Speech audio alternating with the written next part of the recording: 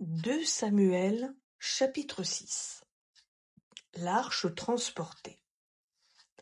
David rassembla encore toute l'élite d'Israël, au nombre de 30 000 hommes.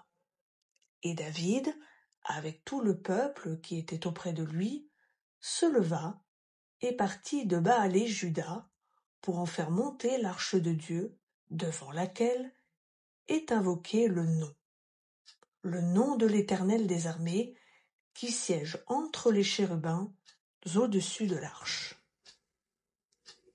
Ils mirent l'arche de Dieu sur un char neuf, et l'emportèrent de la maison d'Abinadab, qui est sur la colline.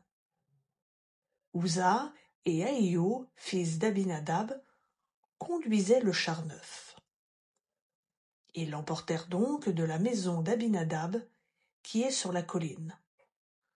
Uza marchait à côté de l'arche de Dieu, et Ahio allait devant l'arche. David et toute la maison d'Israël jouaient devant l'Éternel sur toutes sortes d'instruments de bois de cyprès, sur des harpes, des luths et des tambourins, des sistres et des cymbales. Lorsqu'ils furent arrivés à l'ère de Nakon, Uza étendit la main vers l'arche de Dieu et la saisit, parce que les bœufs avaient glissé. La colère de l'Éternel s'enflamma contre Uza, et Dieu le frappa là, à cause de ce sacrilège. Uza mourut là, près de l'arche de Dieu.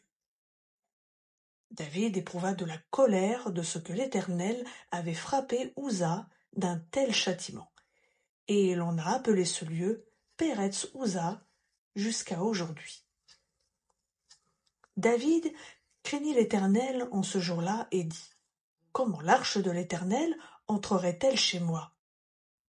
Il ne voulut pas prendre l'arche de l'Éternel chez lui dans la cité de David, et il la fit conduire dans la maison d'Obed-Édom de Gath. L'arche de l'Éternel resta 3 mois dans la maison d'Obed-Édom de Gath, et l'Éternel bénit Obed-Édom et toute sa maison. On fit un rapport au roi David. L'Éternel a béni la maison d'Obed-Édom et tout ce qui est à lui, à cause de l'arche de Dieu. Alors David se mit en route et fit monter l'arche de Dieu depuis la maison d'Obed-Édom jusqu'à la cité de David, au milieu des réjouissances. Quand ceux qui portaient l'arche de l'Éternel eurent fait 6 pas, on sacrifia un bœuf et un veau gras. David dansait de toute sa force devant l'Éternel, et il avait un éphod de lin comme ceinture. David et toute la maison d'Israël firent monter l'arche de l'Éternel avec des clameurs et au son du cor. Comme l'arche de l'Éternel entrait dans la cité de David, Michal, fille de Saül, regardait par la fenêtre.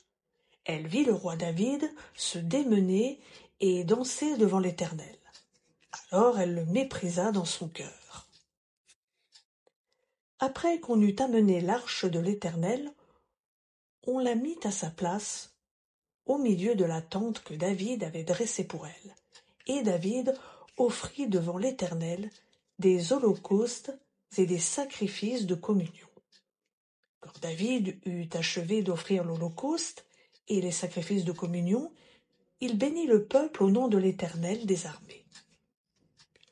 Puis il distribua à tout le peuple, à toute la foule d'Israël, hommes et femmes, à chacun un gâteau de pain, un rôti et un gâteau de raisin. Et tout le peuple s'en alla, chacun dans sa maison. David se retourna pour bénir sa maison, et Michal, fille de Saül, sortit à sa rencontre. Elle dit : quel honneur aujourd'hui pour le roi d'Israël de cette découverte aux yeux des servantes, de ses serviteurs, comme se découvrirait un homme de rien. David répondit à Michal : c'est devant l'Éternel qui m'a choisi de préférence à ton père et à toute sa famille pour m'établir conducteur du peuple de l'Éternel, Israël. C'est devant l'Éternel que j'ai joué. Je veux paraître encore plus méprisable que cela, et m'abaisser à mes propres yeux.